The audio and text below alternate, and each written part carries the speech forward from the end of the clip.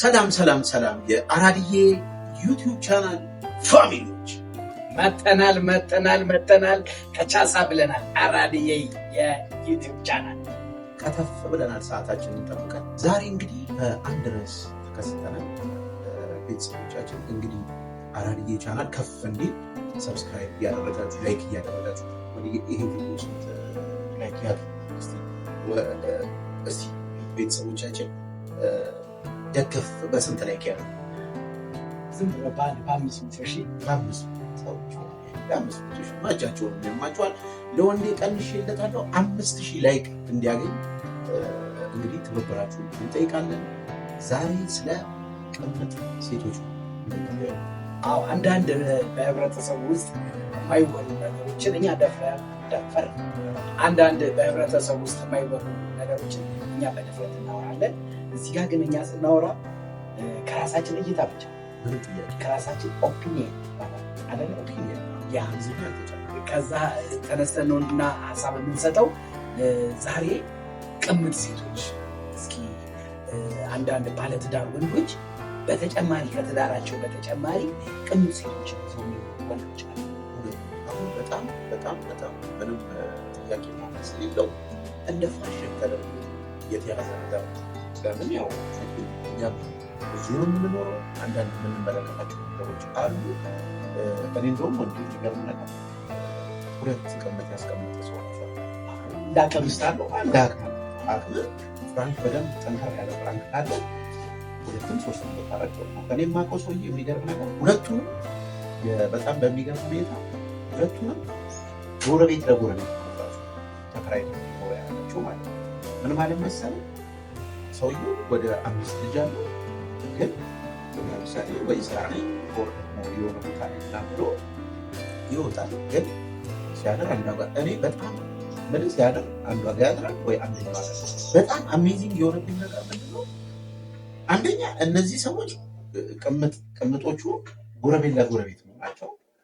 ሁለተኛ ነገር ደግሞ ጎረቤት ለጎረቤት ሆኑ በኋላ እዚህኛው ቤት ሰላም ብሎ ነው እዛኛው ቤት የሚገባው። በጣም ይሄ ራሱ በጣም የሚያስደንቅ ነገር ዝም ብለህ ስታስበው በጣም አሁን አንተ የምትለው ባል ሚስትየው የማታውቀው ወይ ቅምጧ የማታውቀው፣ እኔ ደግሞ የማውቀው ቅምጧ የምታውቀው። አሁን በብዛት ያሉት ሚስትየው ቅምጥ እንዳለው ታውቃለች፣ ሚስትየው አታውቅም። ቅምጧ ግን ቅምጥ እንደሆነች ታውቃለች። ሚስትየው አታውቅም። ሚስትየው ማቃወቀች ግን አንዳንድ ቦታ ባይዞ ሊሆን ይችላል። ሚስትየው እያወቀች ቅምጥ እንዳለው እያወቀች ቤተሰቦቿን ላለመበተን ስትል አውቃ የምትኖር ሌላ ሴት አውቃ ደግሞ እኔ የማውቀው ደግሞ ልንገርህ፣ አውቃ ማለት ጎን ለጎን ነው ግቢው፣ መሀል ላይ በር ያለ አውቃ። ሚስቶቹ ጎን ለጎን ናቸው፣ ትልልቅ ቤት ነው፣ መሀል ላይ ሰውየው የሚገባበት በር አለ። ወደዚህኛውም እንደዚህ በቃ ከፍሎት ነው በሩን ትንሽ እየበራለች በስነሳ ከፍቶ እዛኛው ይሄዳል። ሴቶቹ ሰላም ናቸው፣ በፍቅር እንትን ይላሉ። ይበቃናል ነው መሰለኝ። ቅምጥ እንደሆኑ ያውቃሉ። አዎ በቃ እና መሀል ላይ ነው በሩ፣ ጎን ለጎን ናቸው። በቃ እዚህ እዛም ይሄዳል ማለት ነው። ግን የሚያስጠላው ነገር እኔ አሁን ቅምጥ የሆኑ ሰዎች ምንድን ነው ግን ሞራላቸው በጣም ከባድ ነገር ይላል። ልጅንም ደግሞ አንዳንዶቹ ልጅ አሉ፣ አንዳንዶቹ አስረግጠው ይነግራሉ። ልጅ እንዳትወልጂ ያው መኪና የሚገዛላት እንዳቅሙ መኪና ይገዛላታል፣ ቤት ይገዛላታል። ቤት ካልገዛላት የቤት ኪራይ ይከፍላል። እንደገና ደግሞ መኪና ካልገዛ የመኪና ኪራይ ይከፍላል። ግን በፍጹም ልጅ እንዳይወልዱ የሚፈልጉ አሉ። አንዳንዱ ደግሞ ልጅ ይወልዳል፣ ከቅምጧ ማለት ልጅ ይወልዳል። አባት መጣም ነው አባ ምናምን ነው ልጅቱ ልጆቹ ወይ ምናምን ነገር። ግን ለልጆቹ መቼ ነው? አንዳንዱ ሄዶ ያያል፣ አንዳንዱ ደግሞ ፈጽሞ ቅምጧ ጋር ማሄዳል። ከስንት ጊዜ አንድ ጊዜ ነው ሄዶ የሚያየው። ደግሞ ምን ያህል ቢዚ ሊሆን እንደሚችል አስበዋል። አሁን ባለው ነባራዊ ሁኔታ ለምሳሌ ስራ ትሰራለህ፣ ሶሻል ላይፍ አለ፣ በጣም ብዙ ነገር አለ። እንግዲህ ይሄኛውን ቤት አንድ ቤት እንኳን ይዞ ማስተዳደር በጣም ከባድ የሆነበት ታይም ነው። ጊዜ መስጠት አለብህ ለልጆች፣ ለባለቤት። አሁን ይህ ሰውዬ ቢዚ ነው ማለት ነው። ስራው ይሄዳል፣ በቃ ምንም የሚቆመው ነገር የለም። ስራ ይሄዳል፣ ከዛ ቅምጡ ይሄዳል፣ ልጁንም ያህል፣ ከዛ ደግሞ ወደዚህኛው ይመጣል። በራሴ ላይ የመጨረሻ ስራ መፍጠር ማለት ነው። በጣም የሚገርምህ ደግሞ ነገር ልንገርህ፣ ያስቀመጣትን ሴት በጣም ነው እንደዚህ የሚይዛት የት ወጣሽ የገባሽ ምን ጨራሽ ማለት ነው። አዎ እሱ እኮ ሚስት አለው እኮ ተደላድሮ እየኖረ ነው። እሱ ተደላድሮ እየኖረ ነው። እሷን ግን እንደ ስሙ እኮ ቅምጥ ነች። በቃ እሷ የተቀመጠች ነች እና ለሰኮንድ ስልኳ እንዳይነሳ አይፈልግም። በደወለ ቁጥር ማንሳት አለባት፣ በደወለ ቁጥር ማግኘት አለበት እና በሱ ቁጥጥር ስር በቃ እሷ ሌላ አሁን እሷ ተቀምጣለች። አሁን እሱ ይዞ ነዋ ዋና ይዞ ነዋ በትርፍ እየነገደ ያለው። እሷ ግን ጓደኛ እንዲኖራት እኮ አይፈልግም። የፍቅርም የምንም ጓደኛ ግን አብዛኞቹ ደግሞ ይኖራቸዋል ባይዘው አይደል የሆነ እሱ ግን አሁን ስለሰውየው አይደል እያወራን ያለው እሱ አይፈልግ ይሆናል እንጂ እኔ እንደዚህ ምን ሰምቼ ስለማውቅ ይሆናል። ግን ከሌላ ጋር ኢንጆይ የምታደርገው ደግሞ ሌላ ሰው ይኖራል። ምን ያህል ጭምልቅልቅ ያለ ታሪክ እንደሆነ አስበው። አንዳንድ ሰው ግን ምን ይላል መሰለህ ለምን ቅምጦቹ እኮ ወደው አይደለም እንደዚህ ሆነበት ምክንያት ለምሳሌ ከኑሮ ጫና ነው። ለምሳሌ መቼም እኛ ሀገር ብዙ አይነት ችግር ስላለ ከችግር አንጻር ነው ይላል። እኔ እውነት ለመናገር የፈለገ ቢሆን መፍረድም አይደለም መፍረድም ሳይሆን እኛ ልንፈርድ አይደለም እንደው ሀሳባችንን ነው እኛ ባይዞ ጋይስ እያንሸራሸርን ያለን ግን ሰብስክራይብ ማድረጉን ባይዞ እንዳይዘነጋ የሰብስክራይብ ሱስ አደራችሁ ላይክ የሚደረግ እና ምንድነው መሰለህ እና ኢንጆይ ያደርጋሉ ጓደኛ ይይዛሉ። ግን ደግሞ አሁን ያልኩ ምንድነው ግን እሱ ፈቃደኛ ነው። ሶሪ አሁን እዚህ ጋር ፈቃደኛ ነው ታውቃለህ። አይ ፈቃደኛ ነው እኮ እያልኩ አይደል። ፈቃደኛ አሁን እኔ የማውቀው ታሪክ ልንገርህ። ከማን ጋር ነበርሽ ዛሬ አይቼሻለሁ እኮ እንደዚህ አይነት አለባበስ ይለበሳል እንዴ ይላል እየደወለ ኢቭን በቃ እያንዳንዱ ከታተላታል ምናምን ሰላይ ቀጥሮሉ የሆነ ነገር ሊቀጥር ይችላል። ኦር ደግሞ ስራ ቦታዋል ሊያውቅ ይችላል። የሚገርምህ ነገር እነዚህ ሰዎች እኮ ማለት ነው አሁን ቀደም እንዳልከው መሰረታዊ የሆነ ነገር አሁን የቤት ኪራይ ሊከፍል ይችላል። በዛች የቤት ኪራይ እኮ ነው የሚፈነጭባቸው። ችግር ነው አሁን እንዳልከው ችግር ሊሆን ይችላል። ግን እንደምንም ብለው ተቸግረው ራሳቸውን ቢችሉ ይሻላል። በቃ የዚያችን የቤት ኪራይ አሳለፈ እሱን መለማመጥ አለ። አብሶ የቤት ኪራይ ሲመጣሉ አመላቸው ይቀየራል። የቤት ኪራይዋን ላለመክፈል ማለት ነው። ስለዚህ አመላቸው ይቀየር። እኔ በቃ የሆነ ያስቀመጡት ነገር ግቢ ውጭ እንደዚህ አታድርጊ ምናምን በእሷ ልክ ሚስቱን እኮ አይቆጣጠርም። እና በጣም ከባድ ነው። እና ቅምጥ የሚሆኑ እህቶቻችን እባካችሁ እውነት ለመናገር እናንተም የራሳችሁ ላይፍ ሊኖራችሁ ይችላል። አግብታችሁ መውለድ አለባችሁ። ህጉስ ግን ይፈቅዳል? አሁን እነዚህ ሰዎች ሲወልዱ የልጆች ድርሻ ያገኛሉ? ሰውየው ቢሞት እውነት ለመነጋገር እኔ እዚህ እንኳን ኢንፎርሜሽን አይኖረኝም። ግን አሁን ሰውየው ሲሞት ምንም ኢትስ ኦብቪየስ በቃ ልጅ ነኝ ብሎ እኮ ይመጣል። እና ልጅ የተባለ በሙሉ በዲኤንኤ ቼክ ተደርጎ ተረጋግጦ መካፈሉ የማይቀር ነገር ነው። ግን ምንድነው መሰለህ ሚስዳፕ የሆነ ላይፍ ነው የሚሆነው። እኔ አሁን አንድ የማውቀው ሰው አለ በነገራችን ላይ እና ያ የማውቀው ሰውዬ ምንድነው የሚሆነው አንደኛ አጋዥ እቤት መጥተው ከሚያግዙ ሴቶች ከሚስቱ ውጭ እቤት መጥተው ከሚያግዙ ሴቶች ያው ማለት በማይታወቅ ሁኔታ እያደረገ እንትን ካለ በኋላ ግንኙነት ካረገ በኋላ በቃ ይባረራሉ፣ ይወለዳል ማለት ነው። እና የሚገርምን ባለቤቱ ይህንን ነገር አታውቅም ነበር። ሞተ ሰውየው ሲሞት ወደ 8 ምናምን ልጅ ነው የመጣው። የሚገርም ልጅ ነኝ እና ምንድነው አሁን አስብ በዛ መሀል በሚዋረሱ ውርስ በሚኖርበት ጊዜ ማለት ሊወርሱ ሲሉ የሚኖረውን የመጨረሻ ግጭት ዝም ብለህ ማሰብ እና ሚስዳፕ የሆነ ላይፍ ውስጥ ነው የምትገባው። በእርግጥ ምንድነው መሰለህ ቅምጥ ስለሆነች አንድ ሴት ችግር ኖሮባት ወይም ደግሞ ችግሩ ከአቅሟ በላይ ሆኖ ነው የሚሉ ሰዎች አሉ። እኔ አስማማኝ። ግን እንደዛ ህሊናህን ደግሞ ሸጠህ እስቲ በቅምጥነት እንኳን ቆየች ረጅም ጊዜ ቢባል መሀል ላይ ከዚህ ሰውዬ ጋር መለያየታቸውም አይቀርም የሆነ ቦታ ላይ። አሁን እኔ የማውቀው ልንገርህ በአመት 2-3 ቢመጣ ምንድን ነው የሚያደርግላት? ውጭ ይገናኙ አላውቅም። ግን አሁን እቺ ሴትዮ የቤት ኪራይዋን ስለሸፈነላት በአመት 2-3 ፍቅርም እኮ ያስፈልጋል አይደል? ልጅም ካላቸው ደግሞ የአባትነት ፍቅር ሊሰጣቸው ይገባል አይደለ? አሁን በአመት 2-3 እሱ ሚስት ስላለው እንደ ልቡ ይሆናል ከሚስቱ ጋር። እቺ ግን ማለት ነው በቃ እንዳልኩ ነው፣ ቤት በጊዜ መግባት አለባት።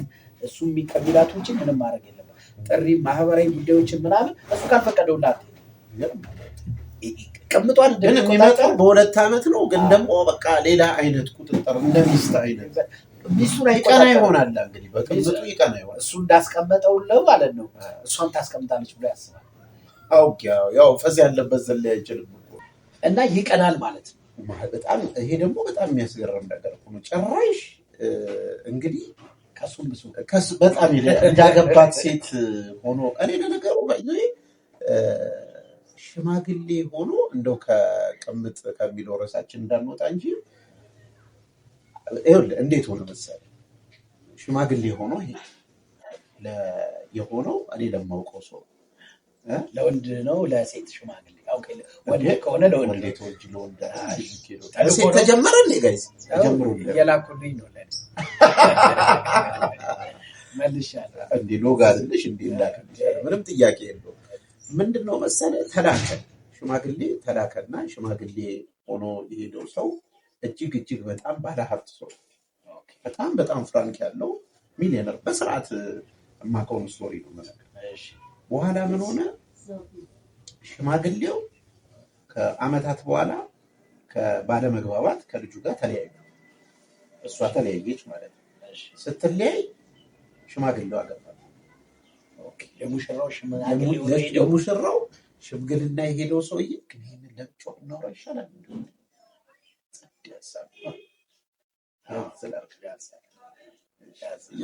እንቆርጣለን መብታችን ነው። ልክ ስንገባ ግን ወደ ጉዳዩ እንገባለን። ያዛርገታ ይቀናል ማለት ነው።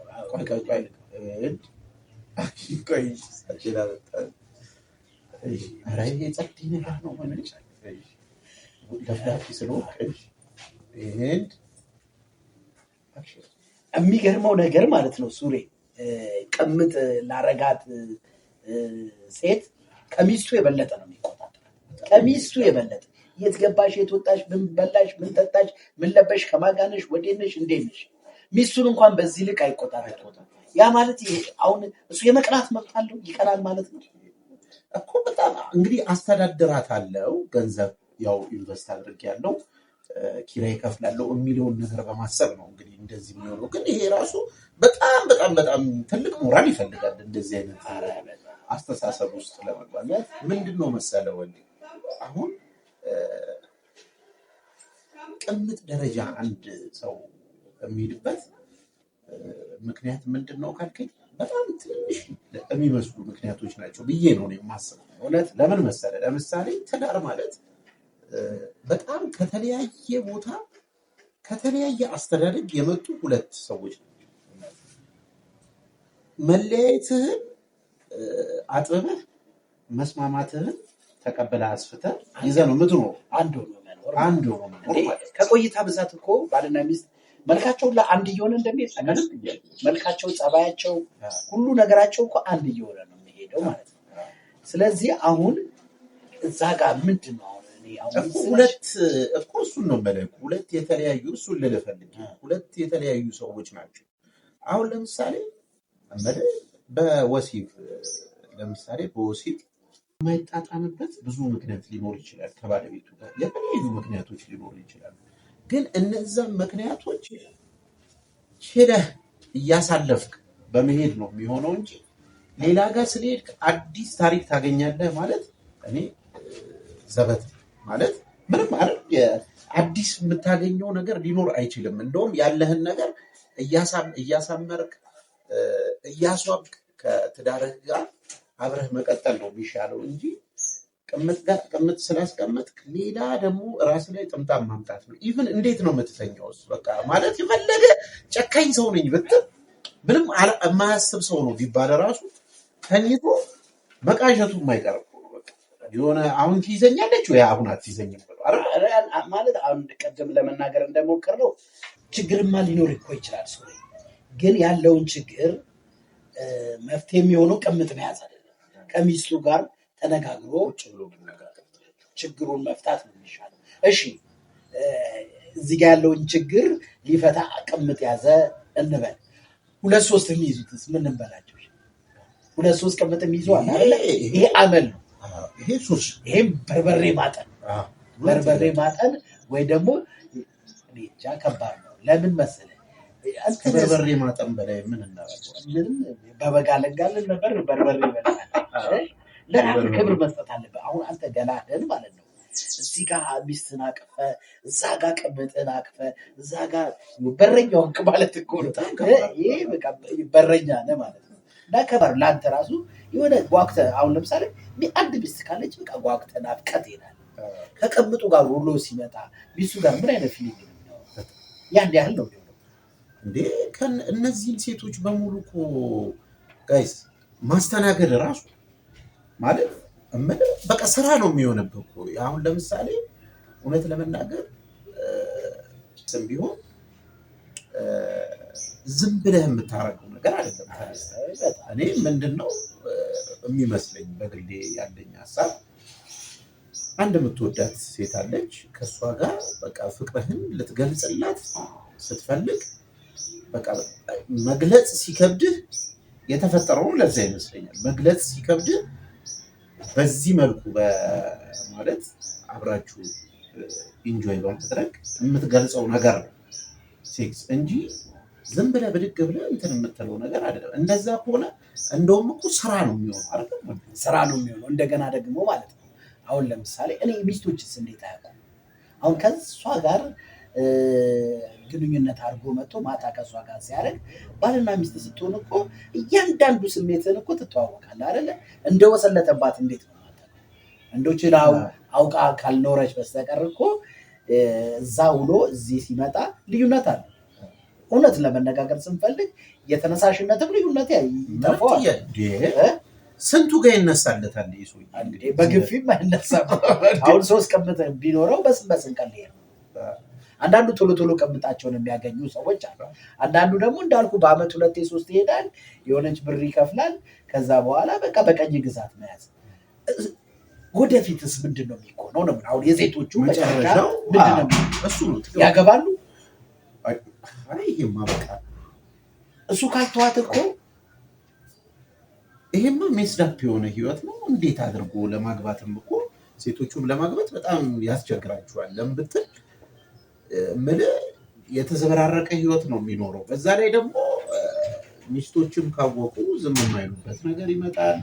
ብቻ የሆነ በጣም መረጋጋት የሌለው ከባድ ግጭት ውስጥ ገብተህ ባይዘዌ ግጭት አሁን አካላዊ ብቻ ሳይሆን ከራስ ጋር ራሱ መጋጨት በጣም ከባድ። እኔ ራስ የላቸውም ሲጀመር።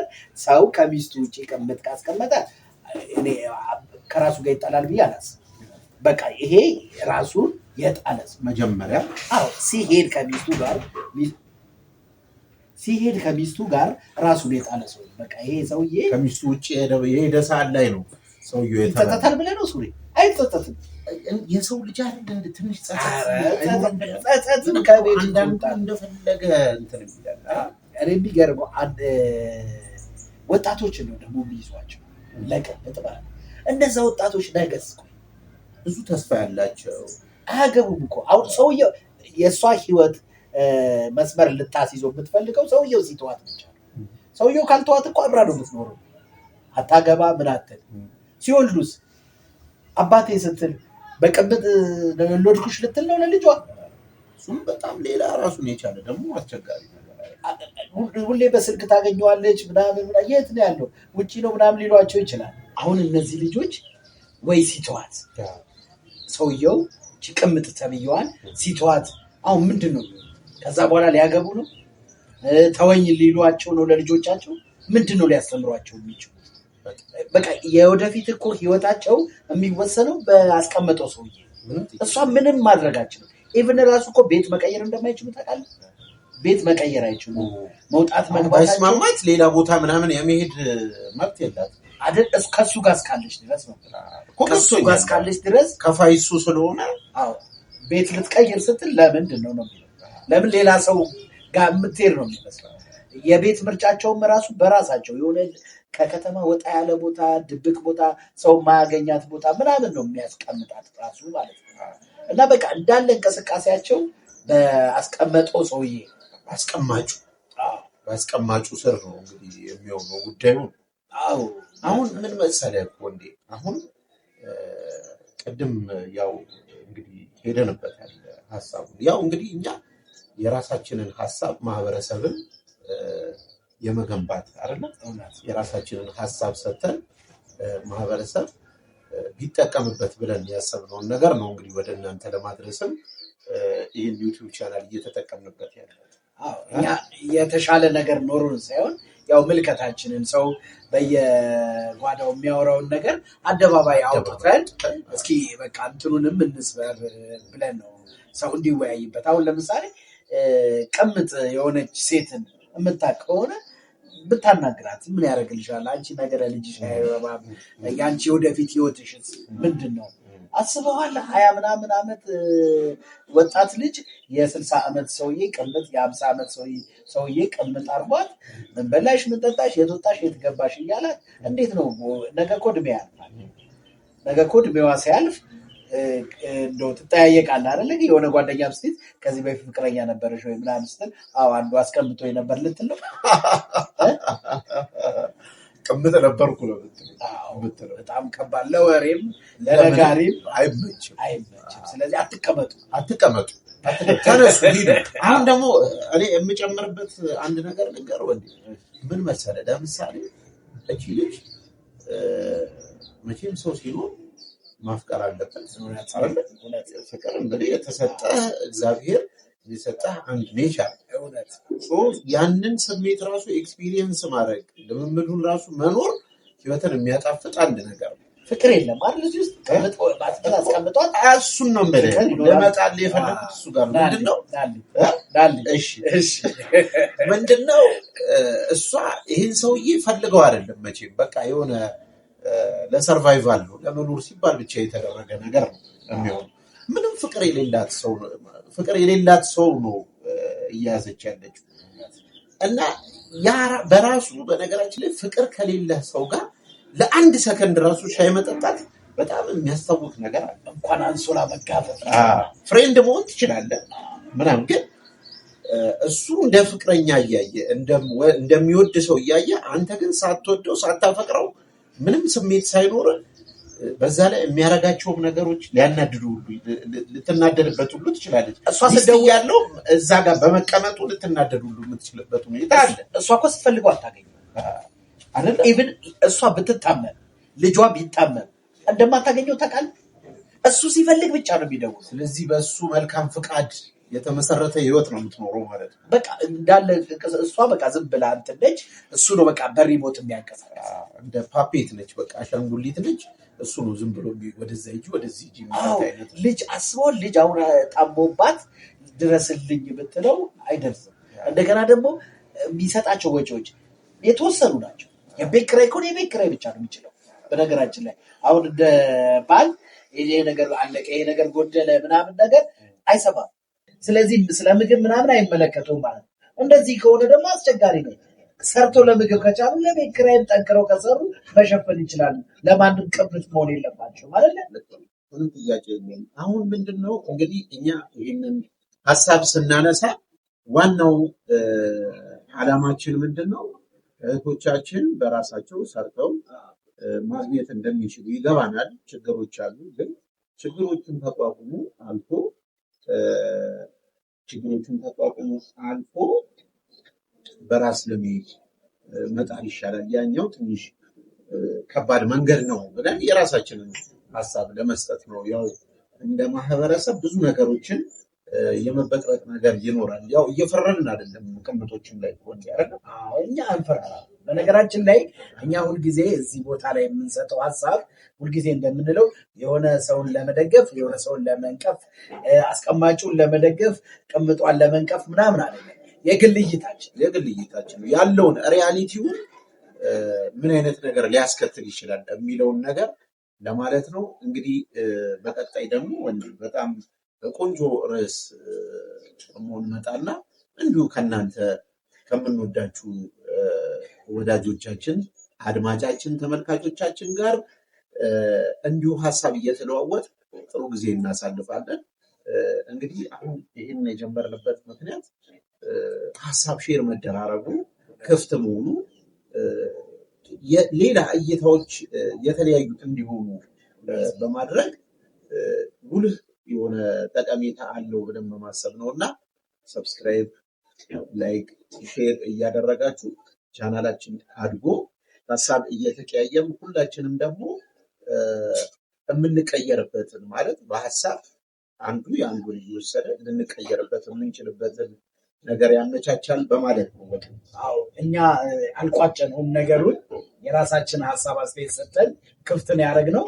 እናንተ ደግሞ የየራሳችሁን ሀሳብ አስተያየት ኮመንት ማድረግ ትችላላችሁ። ቀጣይ ደግሞ በዚህ ርዕስ ዙሪያ መወያየት እንፈልጋለን። እስኪ በዚህ ላይ ምን ትላላችሁ ብላችሁ ኮሜንት አድርጉ። ይሄንንም ደግሞ የየራሳችሁን እኛ እንደ አራድዬ ቲክታክም እንደ አራድዬ ዩቲዩብም ይህ የጋራ የሁላችንም ነው እና ስለዚህ ኮሜንት አድርጉ በተወያየንበት ነገር። ለቀጣይ ደግሞ በዚህ ላይ ብንወያይ ብላችሁ መልእክታችሁን አስተላልፉ። እስካሁን አብራችሁን ስለቆያችሁ ከልብ እናመሰግናለን። እንወዳችኋለን። ባባይ ቻው።